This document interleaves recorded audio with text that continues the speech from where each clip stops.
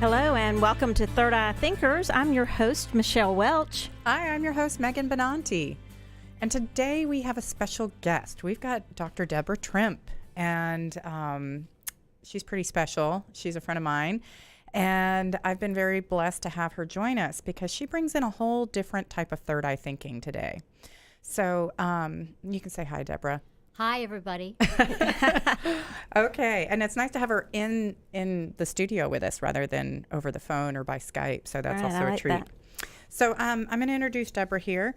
Dr. Trimpe has over 35 years of experience working in talent development, adult learning, and coaching. She has a PhD in psychology with a specialization in industrial and organizational psychology, and then a subspecialty in coaching. So for the past 10 years, Debora has served as director of training for a $1 billion revenue company called Highland Homes, who builds in the DFW, Houston, Austin, and San Antonio area. During those 10 years, Debora primarily worked to develop sales counselors and sales managers within the organization.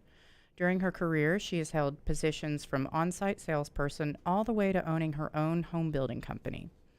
Now, she's been featured as a keynote speaker and as a panelist on topics related to management, sales, and coaching for performance. She's chaired a variety of committees on the local, state, and national level, including being the first woman elected as president of the Dallas Home Builders Association and served as their president from 2000 to 2001. This past January in 2018, Debora launched Prime Performance Strategies, a company dedicated to creating and facilitating learning and development programs, providing executive coaching, and offering professional programs for businesses. So, Debora, thank you for joining us. It's my pleasure, absolutely. Yeah, awesome. So, one of the reasons I wanted to bring Debora on board is because she really takes a focus on taking intuitive knowledge and then applying it to situations. And I thought that was such a key element for us because, you know, we give intuition and then a lot of people, and we also give guidance, but a lot of times people don't know how to take action. And that's where you can have a career coach or talk to Debora and she can help guide you get you going in that direction and put that fire under you. So, you know, Debora, I was just curious, what compelled you to get your first reading, and what did you do with that? Gosh, I had to think about that. When you asked me that in advance, I was thinking, when was my first reading? And I think it was really back in about the mid-90s. Okay. So, or later 90s. I was divorced at the time. Mm-hmm. I was dating, trying to figure out my life.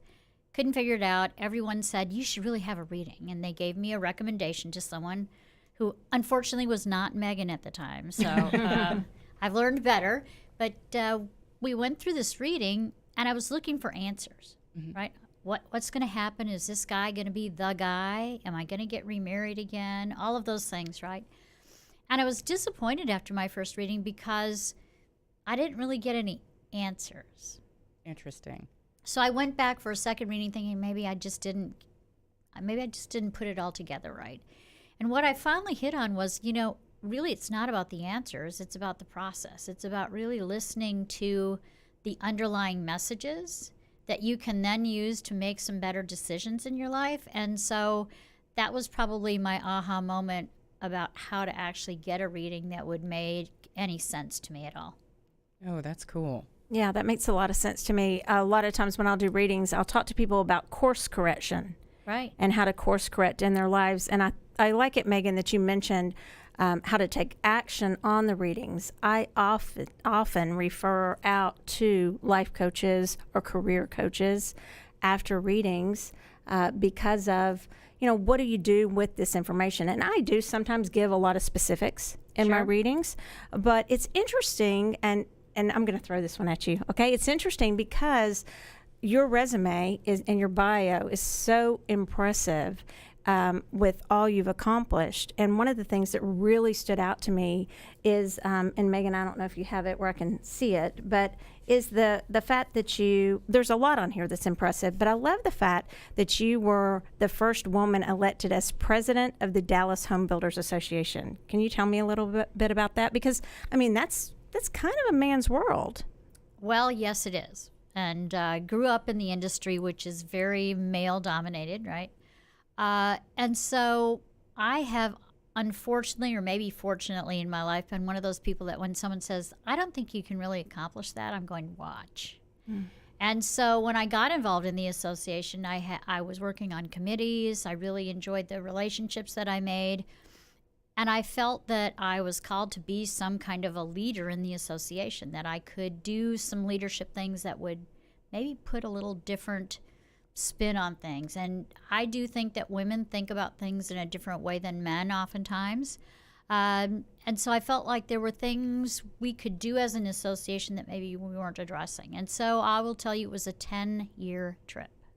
Wow. So when I first got the idea that that's what I really wanted to accomplish, then I talked to some mentors. I talked to some guys that really I call now my dads. A lot of them I call dad, and said this is what I wanted to do. They gave me a lot of really good ideas, but what I did is a lot of work within the association. I raised money. I brought in members. I did a lot of hardcore work. Right. And at the end of the day, there were a few times when they didn't want to let me in. It was hard to get in the circle, and finally I found the right mentors and the right circumstances came along, and I was really fortunate to have that opportunity. It was fabulous. Yeah, I bet. Well, and one of the things that I would like to say about Deborah is I think of her as a little firecracker. Like, she's I can see tiny that. and she's just this ball of fire and joy. She's always smiling. She always has something really positive to say and to give you. And so, a lot of times the people that we're drawn to them because they have something to offer. And she's one of those people that always does. And that's why I think, to me, I read that as being part of your success in the home building industry, because when you have something to offer, people aren't afraid. Right. They're afraid of what you might take from them, but not what you can give to them. Oh, that's Right. wise. Yeah. It's true. So, and Yeah. that's why I think she probably thrived so well in this. So, she's small but mighty. Oh, gosh. Do you get that a lot?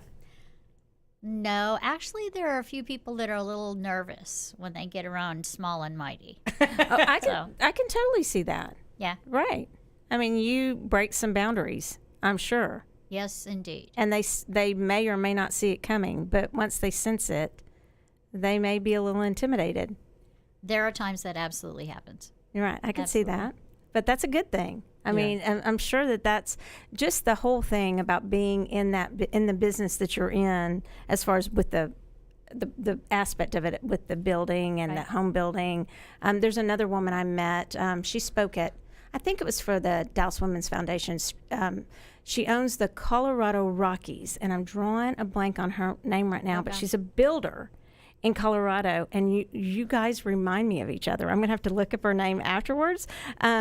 She's Hispanic, but she's tiny, and she is the same thing, like a dynamo. She just reminds me of you, and she just took, but the same thing when she gave her speech. It was about kind of sometimes people weren't prepared for what she would bring to the table. But I think Right. that's tying in the intuition, though. You probably know some areas that some things can happen and can be changed that can move a business along because of the intuition. I asked Megan before we started, how is she intuitive? And I believe everybody's intuitive. And she's like, oh, yes, she is. So I don't know. Could you tell us a little bit about that? Well, it's interesting when I have an intuition about something, and usually in working with people, it's almost like a neon sign goes off above their head. And it's blinking at me saying, this is the problem, or this is my challenge, or this is what I'm facing. And it's interesting because it's rarely what they're telling me.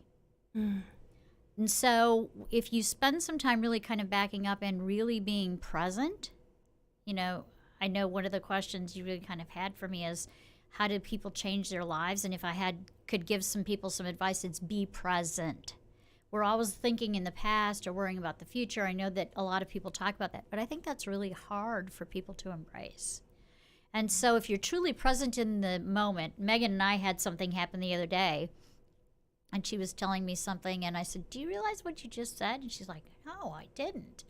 And when you see the sign blinking, then you take a different road with someone. And that's what I watch for. Yeah, and actually, I was just thinking of that when you said the sign blinking above their head, because I was talking about what I thought I needed to work on.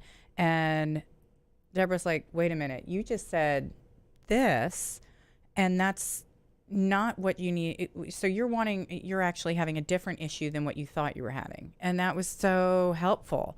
And so it changed my perspective, and it actually helped me to relax quite a bit, because then I was like, okay, well, that just saves me a ton of money, and I don't need to worry in that direction. So it's interesting, but it really was like she saw a flashing sign over my head, because she just lit up, it was good. It was funny because she saw it. She said, what just went through your head? I saw something totally change. And so then I explained it to her. It was funny. Yeah, it was very cool. So in your study of people over the years, what do you think is kind of that common shortcoming, and how do you help people work through that? So when you said shortcoming, I went right away to the dictionary and looked up what is shortcoming. Shortcoming is actually a failure. Oh, wow. Okay. So I looked at this question from two different perspectives. So we have the shortcoming as a failure, or do we look at something that is a fault? Okay. Could be either, right? And so I'll answer that question from two perspectives, since you asked it that way. Mm-hmm. I think that the biggest challenge most people, or the biggest thing that stumps most people, is fear. Mm-hmm. At the bottom of almost everything that occurs, there is a fear of something. And a lot of times we don't even identify what that fear is, right? We don't really know what the old tape is that caused the fear. We don't know what's speaking to us sometimes. And once I sense that that's what's going on with someone, then I really try to uncover what the fear is coming from. Where is this really going to? What are we doing? The minute they get to see the fear and where it's coming from, it kind of, once it's seen the light of day, it's not quite so powerful. I'm sure you both see that all the time when you're doing readings, right? But then if you looked at it and you said, okay, what is truly the failure? Where do most people fail in most anything in life? I would say it's in the ability to listen to others. We're so busy with our own thoughts and where we want to go and how we want to approach something and what we're worrying about or whatever it may happen, we fail to actually hear what someone's telling us. As simple as that sounds, people talk about listening all the time, but I see that pretty much as really probably the biggest failure on people's parts in relationships and anything they're trying to accomplish in life. Wow. That's really powerful. I think, yeah, that makes sense to me. Mm-hmm. I just went to throat chakra.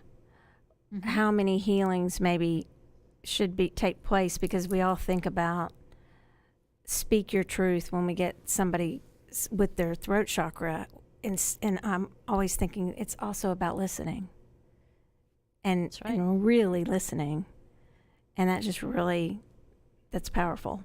If that's the biggest, you said failure. If you look at everything that happens in a person's life, it's usually something that's a misunderstanding, a misperception, a miscommunication. Think about most people's challenges. It goes to the heart of truly listening and with an open heart. Yeah, so true. Well, and just as a side note, you being a moon hermit, one of the strengths of the hermit is to be a listener. And hermits find themselves listening to everyone all the time. So that definitely chimes in for you. That's awesome. Just for people listening, could you explain maybe what a moon hermit just really briefly is? Yes, I'm sorry. It's okay. The birth cards, which are something that I usually take the time to do when I read for people. And so that comes from the date of birth being added up and reduced. And so it's kind of like having an astrological sign. I hope I didn't out you there too much, Deborah. I thought you were just going to tell them when the moon comes out, I go into a cave. That's all I So a moon hermit is, how would you describe a moon hermit? You kind of said hermit, but what would a moon hermit be? Moon hermit is someone who's very adaptable to change and to, they like to have a path. They tend to be fairly organized and list oriented, because they like to know what their goals are and how to achieve them. And they handle uncertainty really well and are very adaptable to that. And then the hermit side is part of it's being a good listener.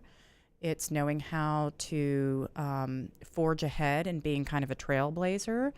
And the hermit is displayed as an old man in the card, so you have like a lifetime of wisdom going into that. But he's also someone that, like, if there is no path, he'll create one for others to follow, and that really does define like what you do for a living. Sure you enough. know? Sure Right. enough. So And the mentor aspect of it. oh yeah, Of the Hammer, absolutely. too. That Mhm. that you help others learn to listen and to overcome that. Wow. Okay. Sign me up. How do I know at the end we'll say how we get a hold of you, but yeah, that really, really hit me as being the biggest failure. I have just never thought of that, but it's so true. Yeah. It's definitely true for me. I think it's true for rings most true. of us, right? Yeah. Well, Even for my own failings, it's because I really didn't listen. I was too busy thinking. I was too busy up here. I was too busy in my own thoughts and my own feelings and my own fears. And as a result, I never really, really heard what someone was telling me. I missed all the signs. Wow. Wow. That's thank you for sharing that. And it's so interesting to me that I use the word shortcomings and that's how it was described, because I was just thinking about where people kind of fall short, not that they failed, but more just like, what's a weakness people are kind of working on. So that ended up being a much more powerful question than I had intended. So Sorry about that. That's just me. I'm going, what does she really mean by shortcoming? I think maybe I should just look at the dictionary and see what I would think it is. So, to me, that's like an intuitive blip. Absolutely. Yeah, and I've had some good intuitive blips. I mean, they've been kind of disastrous sometimes in my life, but they've always brought me a lot of good stories. Because I think we all needed to hear what Deborah said. And I Yeah. know I did. I'm sure there's a lot of listeners that needed to hear what you had to say. Yeah, absolutely. So, what do you think is one of the key factors in people feeling successful with their lives? well, now I'm going to answer in a very vague way. It depends. I work with so many different personalities that I have really learned there is not one answer for everyone. And I think that's the challenge that we face is when people talk about success and people write books about success, it's so much about this is what you do, this is how you get there. And truly, the journey is different for every person. Right, because it's kind of what is success? What's the definition of where? How you Correct. get there? Where is there? Because there could be different to each person. I think there has changed in my life. Success, Absolutely. the definition of success for me is different now than it was when I became an attorney. And I thought that was, this certain thing and having these certain things in life, that was my definition. And it's not my definition anymore. Well, it's interesting because I was working with somebody the other day, one of my coaching clients, and he was talking about, this is where I want to be. When I get to where I want to go, I want to look like this. And I said, really, have you been behind the front door? Mm. And he said, what do you mean? I said, it all looks good from the outside, but have you been behind the front door? And he said, no. I said, so be careful what you want to emulate in life because you don't know the whole backstory to everything, right? Mm-hmm.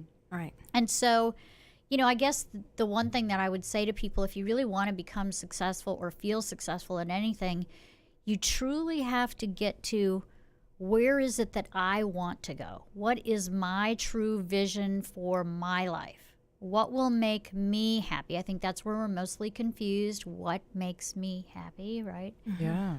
But once you can really determine what is that happiness for you, and then you set the vision for what life looks like, then you have to tune out all the other noise.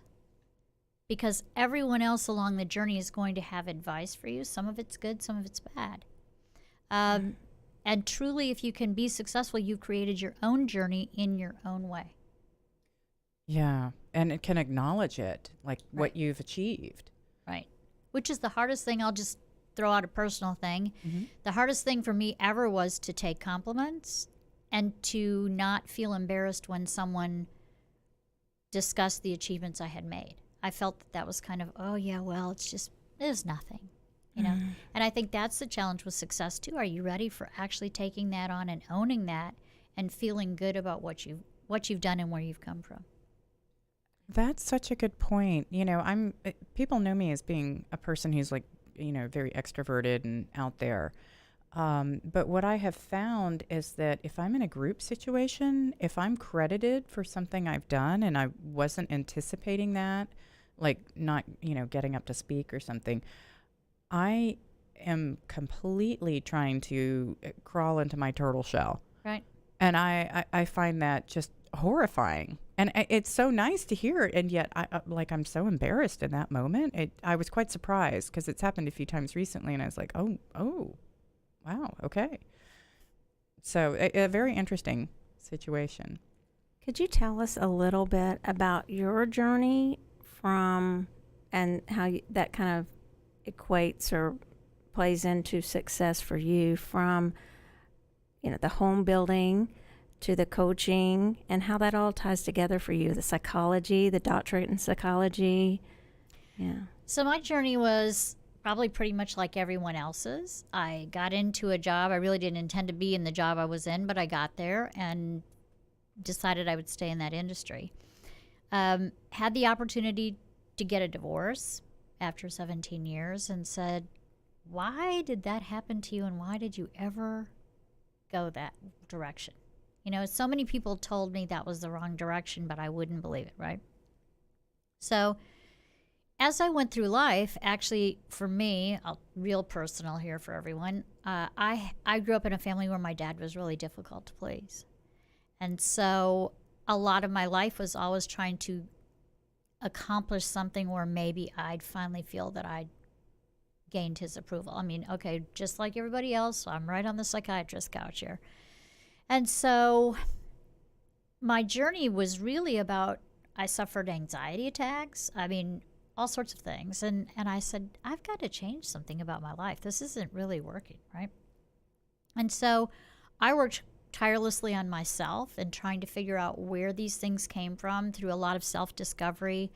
Once I could face the demons or the dark fears, they were in the open and suddenly it didn't affect me anymore. How did I get the psychology piece of it is it was 2008, which was the fallout in the real estate industry here in Dallas.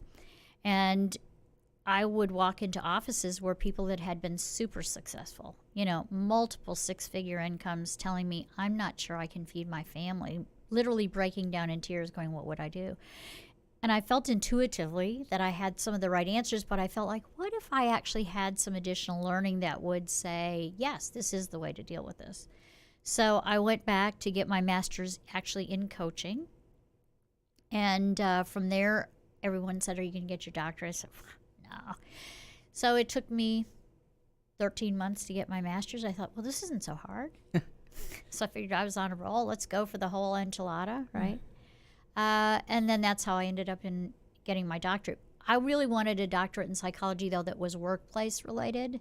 I wasn't really interested in getting pulled into the counseling piece of it and hearing everyone's challenges, although most workplace performance issues or any performance issues for anyone usually has something to do with some part of their home life or some part of how they were raised. In the workplace, it's just a different way to deal with it. And so my journey of success has changed because a lot of my success was, will someone approve of me? Will someone tell me I'm good? Just like anyone else, how much money did I make? Could I ratchet all of that up there? And then finally I got to a place that said, so how happy are you? And truly at this place in my life, and maybe it comes with age, the best day I ever have is when someone has the aha moment, where they actually achieve something that they never thought possible, but you knew all along they could do. When you see that light bulb go on, or they call you and say, oh my gosh, it worked, and you knew this would work for them, I just don't think there's a better feeling in life. So to me, that is success. How can I help someone else achieve something they didn't think they could and feel good about themselves? I've made a difference in their life in some way. Absolutely. Long story, sorry. No, that's the best kind. No, I love that. And I love the service piece.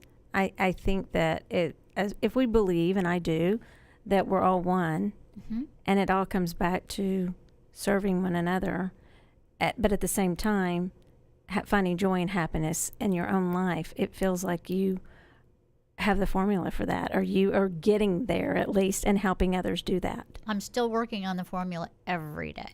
But aren't we all? But Absolutely. you're helping others do that. How do you do?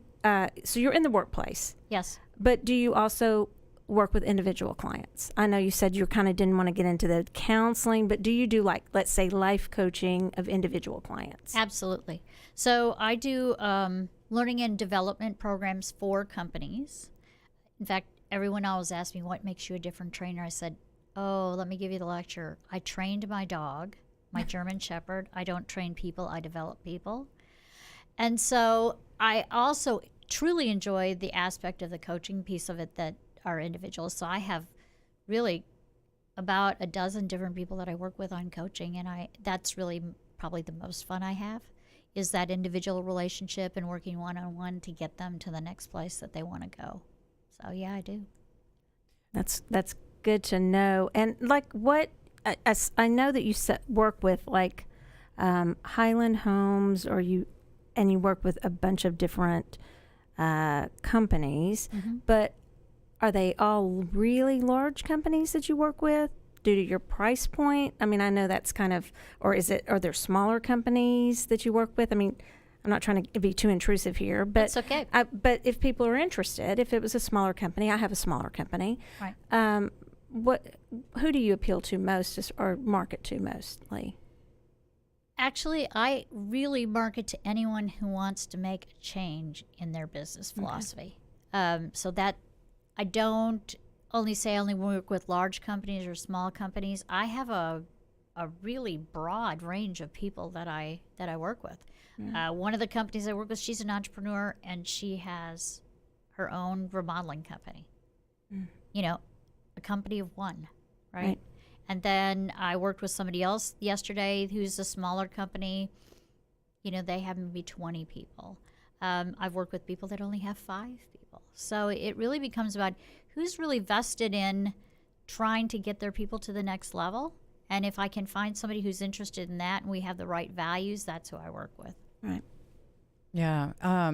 One of the things to consider, too, when working with someone like Debora is that she's got this world of life experience. And, and I see that even with someone who wants to, like, work with my husband as well. It's like he can say one little sentence and that can change a person's whole career and direction. But it's that person's life experience that forms that sentence. And so that's what you're paying for. And that's part of what you're getting, is everything that's bottled into Debora to help guide you to that next step. And Absolutely. Yeah. So, I mean, even with decisions I've been working with, and, I feel like when Debora and I first met, we just, we were on the same vibration immediately. It was just a good click. But her area of expertise is so different from mine. And I felt like that was just a whole pool of information that I could, connect with, jive with, enjoy, advance from, all those things. Yeah. So, Well, I find you fascinating in the sense of I find you someone who, and it's a little like me in the sense of you really do combine the right and the left brain very well. And that's probably cliche to say it that way, but No. you know what I'm saying? I do. I mean, you really do. And I said she's kind of like me. I'm not organized, so that would just be a straight up lie. I'm not that organized. I have people to help me be organized, but you are I can feel it intuitively. You're organized. But you also have that listening component that you talked about, to where you really tap into the essence of someone, plus all the knowledge from being in business for so long and being so accomplished. Because, there are a lot of people that will hang, and no offense to the people who do this, but hang the little life coach shingle out and don't bring all that to the table. Now, they may bring and have something where they are connecting with somebody in a different way, but I do believe you have covered all the bases of the qualifications that I would look for in someone that I'd want to life coach or even help with a business. Right, absolutely. Right. So I wanted to bring up, what would be your little counsel or advice for our third eye thinkers listening today? You want to give them a golden nugget. The golden nugget really truly is, and I think this is where we first started having this conversation, is there are so many fabulous resources out there. So you use a Megan and you have a reading, or you have a reading with you, or you use crystals to help, increase any kind of vibration in areas you want in your life. But the point is, what do you do with that information? Who becomes your accountability partner? What's your plan of action? And I think that's what happens is we all tend to, I think those of us who are open-minded and want to better ourselves, I read a ton of books. I read 5 books a week probably. That's me. Yeah. See? Yeah. There's always something different open. And so, but how do I take what I'm actually reading and then what's my plan of action to put it into my life? And so what I learned is I have my own mentors and I have my own accountability partners, because even though I'm really directed and organized and driven and all of those things, sometimes we talk ourselves out of things, right? And so I guess that's my golden nugget is, if you want to make your life better, who's going to make you be accountable? And it's never your family. It's not your husband. It's not your best friend. It's somebody outside your personal realm, because in your personal life, they're emotionally attached. They have their own bags they bring to that relationship, good and bad. And sometimes we have people that don't want us to get any further. And we have people that push us too hard or don't understand what we're really facing because they see us in a different light. So long drawn out answer to your question is really, who's going to make you accountable, and how are you going to put that into a plan of action to really make yourself the person you want to be? Well, that's awesome. So if people want to get in touch with you, what do they need to do? That's probably very easy. You can just email me at Debora, spelled Debora. Yeah, no H. My grandmother thought it was spelled wrong. It's not. So Debora at primeperformancestrategies.com. Easiest way to get me. Awesome. Well, thank you so much for joining us today. Oh, gosh. Thanks so much for having me. This has been just a fun experience visiting with both of you. Thank you so much. Yes, I'll be getting in touch soon. Awesome. Yes. All right. So you've been listening to Third Eye Thinkers with Michelle Welch and Megan Benante. If you enjoyed our show today, please give us a 5-star review and subscribe to Third Eye Thinking on any of the podcast networks, and Third Eye Thinkers, not Third Eye Thinking. That's okay. Yes, on any of the podcast networks and on YouTube. We are produced by Real News Communications Network, with a special thanks to our producer, Matt Stoker, and our social media assistant, Cassie Clayton. Thanks for joining us.